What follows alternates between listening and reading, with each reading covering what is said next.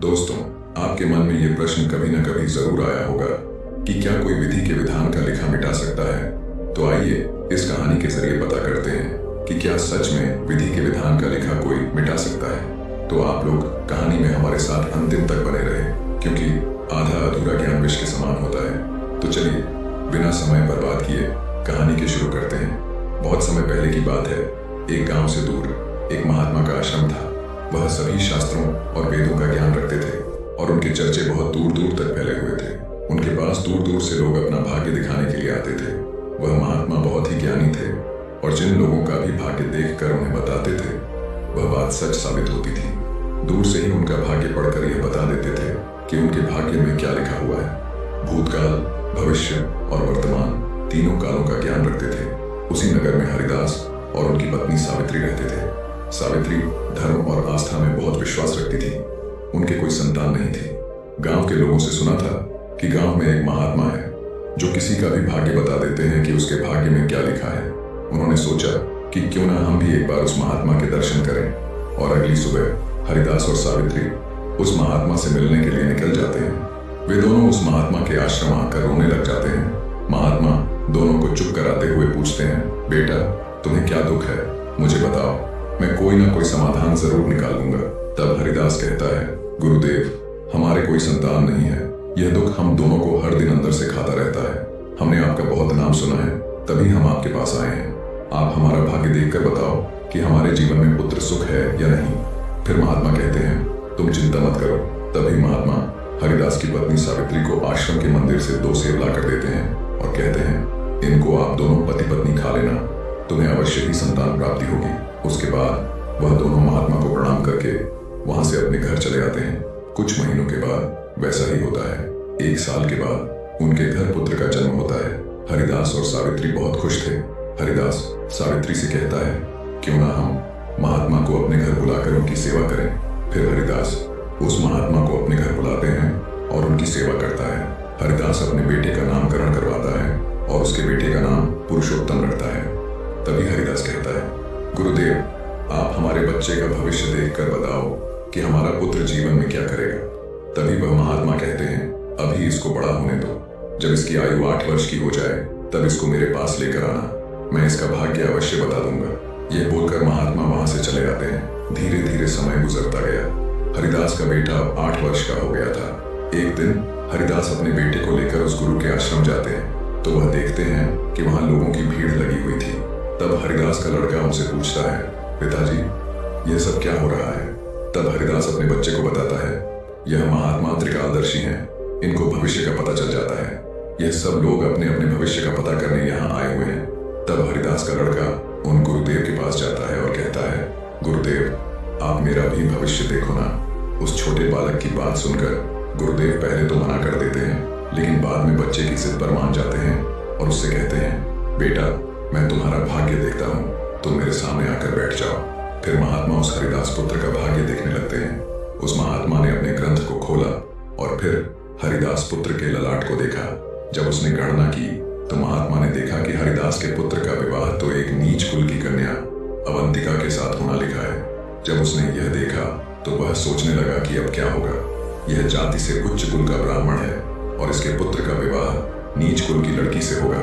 यदि ऐसा हो गया तो यह कहीं का नहीं रहेगा और किसी को अपना मुंह दिखाने लायक भी नहीं रहेगा। महात्मा यह सब बात हरिदास को बता देते हैं। हरिदास यह सुनकर कहता है, गुरुदेव मैं ऐसा नहीं होने दूंगा। जब मैंने जान लिया तो मैं भाग्य को बदल दूंगा। जब उस महात्मा ने कुछ और गहराई से उस ग्रंथ को देखा और उसकी गणना की तो उसे पता चला कि उसी गंगा के किनारे कई कोसों दूर एक मछुआरे का परिवार रहता है और उसके परिवार में अब तक 5 पुत्रियों का जन्म हो चुका है। और जो मछुआरे की 5वें नंबर की कन्या है, जिसकी उम्र मात्र 3 साल की है और जिसका नाम उस मछुआरे ने अवंतिका रखा है, हरिदास पुत्र का विवाह उस लड़की से होगा, ऐसा उसके पुत्र के भाग्य में लिखा है। यह सब महात्मा हरिदास को बताते हैं। तो हरिदास ने सोचा, मैं अपने पुत्र के भाग्य को जरूर बदलूंगा। मैं इसमें समर्थ भी हूँ। जब मैंने अपने पुत्र के भाग्य को जान ही लिया है तो मैं इसके भाग्य को बदल भी सकता हूँ। हरिदास कहता है, गुरुदेव मैं भी आज देखता हूँ कि भाग्य बड़ा है या मैं बड़ा हूँ। तब हरिदास ब्रह्मा जी के लिखे हुए विधान को बदलने के लिए चल देता है। और चलते चलते वह हरिदास उस मछुआरे के घर पहुंच जाता है। जब उस मछुआरे ने देखा कि उज्जैन के एक महान हरिदास उसके द्वार पर खड़े हैं, तो उस मछुआरे ने उनका बड़ा ही आदर सत्कार किया और कहने लगा, मुझ जैसे गरीब की कुटिया में आप पधारे हैं, यह तो मेरे लिए सौभाग्य की बात है। हरिदास कहने लगा, हे मछुआरे, मैं किसी उद्देश्य से तुम्हारे पास आया हूँ। मैं तुमसे यह जानना चाहता हूँ कि तुम्हारे घर में किसी 3 साल की कन्या ने जन्म लिया है। मछुआरा कहने लगा, हाँ, हमारे घर में एक पुत्री ने जन्म लिया है जिसकी आयु अभी 3 वर्ष होगी। हरिदास ने कहा, क्या उसका नाम अवंतिका है? तो मछुआरे ने कहा, जी, उसका नाम अवंतिका है। हरिदास ने कहा, हे मछुआरे, मेरा गुरु त्रिकालदर्शी है, उन्होंने मुझे कुछ मंत्र दिए हैं। मैं तो इस रास्ते से जा रहा था तो मैंने देखा कि तुम पर बड़ा संकट आने वाला है। जब तक तुम्हारी सबसे छोटी पुत्री तुम्हारे घर में रहेगी, तब तक तुम्हें पुत्र की प्राप्ति नहीं होगी। यदि तुम अपने घर के आंगन में पुत्र खेलता हुआ देखना चाहते हो, तो तुम्हें अपनी छोटी पुत्री को अपने घर से दूर भगाना होगा। हरिदास के ऐसे वचनों को सुनकर मछुआरा बोला, हरिदास जी, अभी वह तो नवजात बालिका है, उसकी आयु तो अभी मात्र 3 वर्ष की है, मैं उसे ऐसी हालत में कहाँ छोड़ सकता हूँ। हरिदास ने कहा, हे मछुआरे, जब मैं तुम्हें यह बता सकता हूँ तो मैं तुम्हारी सहायता भी कर सकता हूँ। तुम एक काम करो, अपनी इस कन्या को मुझे दे दो, मैं इसका पालन पोषण करूंगा और जब यह बड़ी हो जाएगी तो मैं अच्छा सा वर ढूंढकर इसका विवाह भी कर दूंगा। फिर मछुआरा पुत्र की लालसा में अपनी नवजात पुत्री को हरिदास को दे देता है। हरिदास मन ही मन बहुत खुश होता है और उस छोटी सी कन्या को लेकर चल देता है। चलते चलते हरिदास सोचता है कि इस कन्या को मार दूं तो मुझे बाल हत्या का पाप लग जाएगा। फिर वह एक लोहार के पास जाकर लकड़ी का एक छोटा सा बक्सा बनवाता है और उस बक्से में उस नवजात कन्या को सुलाकर उसे वसुंधरा नदी में प्रवाहित कर देता है। वह सोचता है कि बक्सा कुछ दूर ही जाकर डूब जाएगा और वह कन्या मर जाएगी और इस तरह मुझ पर पाप भी नहीं लगेगा। परंतु इस दुनिया में ऐसा कोई नहीं है जो किसी के भाग्य को बदल सके, क्योंकि उस कन्या के भाग्य में जीवन लिखा हुआ था।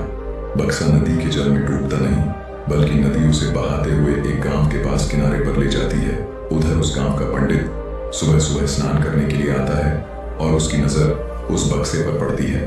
जब वह पंडित उस बक्से को खोलता है तो देखता है कि बक्से के अंदर बहुत ही सुंदर कन्या लेटी हुई अपने पैर के अंगूठे को चूस रही है। वह पंडित संतानहीन था और वसुंधरा नदी से रोज संतान प्राप्ति की प्रार्थना करता था। उस बच्ची को देखकर वह पंडित सोचने लगा कि वसुंधरा नदी ने मेरे लिए इस पुत्री को मेरी संतान बनने के लिए ही भेजा है और मेरी प्रार्थना स्वीकार कर ली है। इस तरह वह पंडित उस कन्या को लेकर अपने घर के लिए चल देता है। जब पंडित अपने घर पहुंचता है और उस पुत्री को अपनी पत्नी को दिखाता है तो उसकी पत्नी कहने लगी, आप यह किसकी पुत्री ले आए? यह बड़ी ही सुंदर है। तो पंडित कहने लगा, वसुंधरा नदी ने हमारी प्रार्थना स्वीकार कर ली और इस कन्या को हमारी संतान के रूप में हमें दी है। आज से यह हमारी इकलौती पुत्री है। इसका हम बड़े अच्छे से पालन पोषण करेंगे और इसे अच्छे संस्कार देंगे।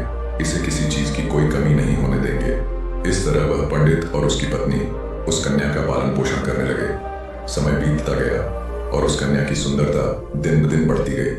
वह इतनी सुंदर थी जैसे कोई इंद्र की अप्सरा हो। फिर जब वह लड़की बड़ी हो गई तो एक दिन पंडित की पत्नी ने अपने पति से कहा, सुनते हो, हमारी बिटिया बड़ी हो गई है और इसकी विवाह की भी उम्र हो गई है। आप कहीं जाकर इसके लिए वर ढूंढें। पत्नी की यह बात सुनकर वह पंडित अपनी इकलौती पुत्री के लिए वर देखने के लिए चल देता है। आसपास में उसके लायक कोई वर नहीं मिलता तो पंडित अपनी पुत्री के लिए वर की तलाश करते करते उज्जैन नगरी में पहुंच जाता है। वहां जाकर वह लोगों से पूछता है कि यहाँ कोई ऐसा ब्राह्मण परिवार है जिसका कोई पुत्र विवाह के योग्य हो। उज्जैन के लोग उस पंडित के बारे में बताते हैं जिन्होंने उस लड़की को नदी में बहा दिया था। वे कहते हैं उनका बहुत ही संस्कारी परिवार है और उनके इकलौते पुत्र की उम्र भी विवाह के योग्य है। पंडित जी, अगर आपकी बात उनसे बन जाए तो आपकी पुत्री बहुत ही सुखी रहेगी। उन लोगों की बात सुनकर पंडित जी उस हरिदास के घर अपनी बेटी की शादी करने के लिए चल देता है। जब वह हरिदास के घर पहुंचे और उस हरिदास से मिले और जब पंडित जी ने अपनी पुत्री की सुंदरता के बारे में बताया और हरिदास को अपने आने का मकसद बताया कि मेरी एक पुत्री है और उसका विवाह हम आपके पुत्र के साथ करना चाहते हैं, तो वह हरिदास भी बड़ा खुश हुआ कि चलो, मेरे पुत्र के जो भाग्य में लिखा था अब वह बदल गया है और एक ब्राह्मण अपनी पुत्री की शादी के लिए मेरे पास आया है।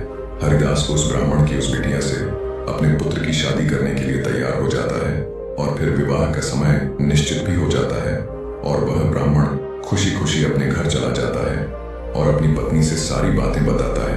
फिर कुछ दिन बाद वह दिन भी आ जाता है जिस दिन पंडित की पुत्री और उस हरिदास के पुत्र की शादी होनी होती है। फिर वह हरिदास अपने पुत्र की बारात लेकर उस पंडित के गांव की तरफ चल देता है और सोचता जा रहा है कि मैंने अपने पुत्र का भाग्य बदल दिया। जो उस महात्मा ने कहा था मैं उसको भी बदल दूंगा, आज मैं अपने पुत्र का भाग्य बदल दूंगा। लेकिन हरिदास को पता नहीं था कि विधाता का लिखा कोई नहीं मिटा सकता, उसे विधाता भी नहीं मिटा सकते। जो लिख दिया वह तो अटल है, जैसा जिसके भाग्य में लिख दिया वैसा तो होकर ही रहता है। इस तरह संयोग से आज वही मछुआरे की कन्या आज अवंतिका पंडित की पुत्री बनकर उस हरिदास के बेटे के साथ विवाह करने के लिए तैयार हो रही है, जिसे उस हरिदास ने पानी में बहा दिया था। फिर उस लड़की का विवाह उस हरिदास के बेटे के साथ हो जाता है और इस तरह वह कन्या हरिदास के घर में आ जाती है। हरिदास का पुत्र सुंदर सी पत्नी पाकर खुश था, पंडित की पुत्री सुंदर सा पति पाकर खुश थी और हरिदास इस बात से खुश था कि मैंने अपने पुत्र का भाग्य बदल दिया है। फिर एक दिन किसी कार्य से उस हरिदास के पुत्र को उज्जैन से कुछ दिनों के लिए बाहर जाना पड़ता है। एक दिन हरिदास अपने बहू को लेकर उस महात्मा के आश्रम जाते हैं। उधर पहुंचकर गुरुदेव को प्रणाम करते हैं और बताते हैं कि गुरुदेव मैंने विधि के विधान को भी बदल दिया। यह सुनकर गुरुदेव हंसने लगते हैं। हरिदास गुरुदेव को हंसता देख पूछता है, गुरुदेव आप हंस क्यों रहे हो? तब गुरुदेव हरिदास को बताते हैं ये वही लड़की है जिसको तुमने नदी में बहा दिया था। यह सुनकर हरिदास का पसीना छूटने लगा। उसने सोचा यह तो वही मछुआरे की लड़की है जिसे मैंने मरने के लिए नदी में प्रवाहित कर दिया था। फिर यह मेरे घर में मेरी पुत्र वधू बनकर कैसे आ गई? उसने अवंतिका से कहा, पुत्री तुम अपने पिताजी की इकलौती पुत्री हो ना? तो वह कन्या बोली, नहीं पिताजी, मेरे असली माता पिता तो बड़े दुष्ट थे। उन्होंने मुझे 3 वर्ष की अवस्था में ही गंगा में प्रवाहित कर दिया था और जो मेरे नए माता पिता हैं इन्होंने मुझे नया जीवन दान दिया। जिस दिन से मुझे नया जीवन दान मिला है तब से यही मेरे माता पिता हैं। जब हरिदास ने यह साबित कर लिया कि यह वही मछुआरे की लड़की है तो हरिदास ने इस अवंतिका से छुटकारा पाने के लिए एक युक्ति निकाली और अपने बहू से बोला, बेटी तुम पहली संतान पुत्र पाना चाहती हो तो मेरे साथ तुम्हें समुद्र पर चलना होगा। जब दोनों ससुर और पुत्र वधू समुद्र पर पहुंचे तो हरिदास ने अपने हाथ से एक अंगूठी निकाली और उस अंगूठी को दिखाते हुए समुद्र में फेंक दिया और उससे कहा, बेटी जिस दिन तुम्हें यह अंगूठी मिल जाए उसी दिन तुम अपने घर आ सकती हो। यह अंगूठी नहीं मिली और तुम अपने पिता के घर चली गई या मेरे घर आ गई तो तुम अपने पति को खो दोगी। इसलिए तब तक तुम्हें कहीं नहीं जाना है जब तक यह अंगूठी तुम्हें ना मिल जाए। यदि तुम मेरे वचनों को मानोगी तो तुम्हें अवश्य ही पुत्र की प्राप्ति होगी और तुम्हारा भाग्य भी जाग उठेगा। ऐसा कहकर वह हरिदास उसे समुद्र के किनारे पर छोड़कर वापस अपने घर को लौट गया। अवंतिका ने काफी प्रयास किया लेकिन अंगूठी नहीं मिली। जब अंगूठी नहीं मिली तो वह बेचारी एक रास्ते की तरफ चल दी, क्योंकि न तो वह अपने पिता के घर जा सकती थी और न ही अपने पति के घर जा सकती थी। फिर चलते चलते जब वह आगे बढ़ी तो सामने से एक राजपूताना परिवार आता हुआ दिखाई दिया जो अपने गांव की तरफ जा रहा था। जब उस राजपूत परिवार ने उस लड़की को देखा तो कहने लगे, बेटी इस जंगल में तुम अकेली कैसे घूम रही हो? यहाँ तो बहुत ही जानवर रहते हैं। तो वह कन्या बोली, क्या बताऊं, मैं विपत्ति की मारी हूँ और मेरा इस दुनिया में कोई नहीं है। तो वह राजपूत परिवार बोला, बेटी अगर तुम चाहो तो हमारे साथ चल सकती हो। जब अवंतिका ने यह सुना तो वह उनके साथ चलने के लिए तैयार हो गई। इस तरह अवंतिका को उस राजपूत परिवार ने अपने घर खाना बनाने के लिए रख लिया। जो राजपूत परिवार का मुखिया था वह हरिदास का बहुत ही घनिष्ठ मित्र था। कुछ समय बाद उधर जब हरिदास का लड़का अपने घर आया और उसने अपने पिताजी से अवंतिका के बारे में पूछा तो हरिदास ने झूठ बता दिया कि गंगा स्नान करते समय तुम्हारी पत्नी अवंतिका डूबकर मर गई। जब हरिदास के लड़के ने यह सुना तो उसे काफी दुख हुआ। उधर राजपूत परिवार जिस गांव में निवास करता था उस गांव का एक पंडित अपनी लड़की का रिश्ता लेकर उसी हरिदास के घर पहुंच गया। उस पंडित ने हरिदास से जब अपनी पुत्री के विवाह के लिए प्रस्ताव रखा तो हरिदास ने उस पंडित से कहा, हम अपने पुत्र के साथ तुम्हारी पुत्री का विवाह तो कर लेंगे, लेकिन विवाह से पहले हम तुम्हारी पुत्री को देखेंगे और उसके बाद ही विवाह करेंगे। क्योंकि हरिदास को डर था कि कहीं मछुआरे की वही कन्या फिर से विवाह ना कर ले जो उसके लड़के के भाग्य में लिखी है। वह पंडित उस पंडित की शर्त मानने के लिए तैयार हो गया और अपने गांव को वापस लौट गया। अब हरिदास अपने पुत्र के लिए लड़की देखने को उस पंडित के गांव की तरफ चल दिए। उधर जो अंगूठी उस हरिदास ने समुद्र में फेंकी थी उसे एक मछली निकल गई। एक दिन किसी मछुआरे ने समुद्र में जाल फेंका तो उसे वही मछली मिली जो अंगूठी निकल गई थी। वह फंस गई मछुआरा पकड़ी हुई मछली को बेचने के लिए वहीं पहुंच गया जहां वह राजपूत परिवार रहता था, क्योंकि वह राजपूत के मुखिया को मछली खाना बहुत पसंद था। इसीलिए उस राजपूत ने उस मछुआरे से मछली खरीद ली और वह मछली लेकर अवंतिका से कहा, बेटी क्या तुम मेरे लिए मछली पका दोगी? तो अवंतिका बोली, जी पिताजी, मैं मछली तो नहीं खाती हूँ, लेकिन आपके लिए जरूर बना दूंगी। इस प्रकार वह मछली लेकर रसोई में काटने लगी। जब अवंतिका ने उस मछली को काटा तो उसके पेट में से वही अंगूठी निकलकर जमीन पर गिर पड़ी। जब अवंतिका ने उस अंगूठी को देखा तो वह पहचान गए और अंगूठी पाकर बहुत खुश हुई। उधर वह हरिदास अपने पुत्र को लेकर हरिदास के गांव में पहुंचा और अपने बेटे से कहने लगा, हे पुत्र, इस गांव में हमारे घनिष्ठ राजपूत मित्र रहते हैं। पहले हम उनके पास चलते हैं, उसके बाद हम तुम्हारे लिए लड़की देखने पंडित जी के घर जाएंगे। हरिदास के बेटे ने जब अपने पिता के ऐसे वचनों को सुना तो वह बोला, पिताजी जो आपको अच्छा लगे वैसा ही कीजिए। फिर वे दोनों उस राजपूत के घर पहुंचे। राजपूत ने जब अपने मित्र हरिदास को आते हुए देखा तो वह भी बहुत खुश हुआ और उनका पहले की भांति आदर सत्कार किया। आदर सत्कार करके उन्हें अपने पास में बिठाया और उसने अवंतिका को आवाज दी, बेटी हमारे मित्र आए हैं, जरा उनके लिए पानी का इंतजाम करो। जब अवंतिका पानी लेकर आई तो अवंतिका ने हरिदास को देखा, हरिदास ने अवंतिका को देखा। फिर जब हरिदास के लड़के ने अवंतिका को देखा तो वह कहने लगा, पिताजी आपने मुझसे झूठ क्यों बोला कि अवंतिका मर गई? मेरी पत्नी तो जिंदा है और यह आप जानते हैं, और ये जानते हुए भी आपने मेरा विवाह किसी अन्य लड़की से करने की कैसे सोची? तो वह हरिदास दुखी मन से कहता है, पुत्र मैं भटक गया था, मैं विधाता के लिखे भाग्य को बदलने के प्रयास में इतना नीच कर्म कर बैठा। यह कहकर उसने अपनी बहू से माफी मांगी और आदर सत्कार से उसे घर लेकर गए। दोस्तों, विधि का विधान यानी ईश्वर या प्रकृति द्वारा तय की गई नियति, जिसे कोई भी नहीं बदल सकता। जीवन में कई बार हम अपनी मेहनत और प्रयासों से अपने लक्ष्य को हासिल करने की कोशिश करते हैं, लेकिन कुछ ऐसी परिस्थितियां होती हैं जिन्हें हम चाहकर भी नियंत्रित नहीं कर सकते। यही है विधि का विधान, वो नियम और घटनाएं जिन पर हमारी पकड़ नहीं होती। इसका अर्थ यह नहीं है कि हमें कोशिश नहीं करनी चाहिए, बल्कि यह कि हमें अपनी पूरी मेहनत के बाद जो भी परिणाम मिले उसे स्वीकार करना चाहिए। हमें विश्वास रखना चाहिए कि हर घटना के पीछे कोई न कोई उद्देश्य छिपा होता है। इस समझ से हम अपनी मुश्किलों का सामना साहस और शांति से कर सकते हैं। तो याद रखें, जीवन में हर स्थिति से कुछ न कुछ सीखने का प्रयास करें और ये माने कि विधि का विधान अटल है, जिसे कोई भी नहीं बदल सकता।